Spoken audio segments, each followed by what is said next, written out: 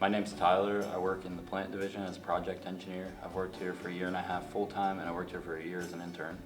I really like the people I work with. Everyone, knows my name, I know their name, and everyone's cooperative and fun to work with.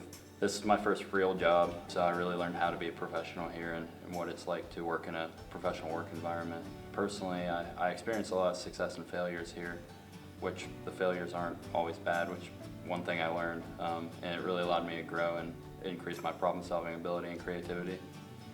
So being an engineer, I always incorporate safety into everything I design, everything I install, because it's really everyone's goal at the end of the day is to get home safe. So I was a sophomore in college and I was looking for my first internship experience, and I had no experience, so it was kind of hard to find one. And one of my friends recommended McWane to me, and McWane really gave me an opportunity to learn how to be an engineer and learn how to be a professional.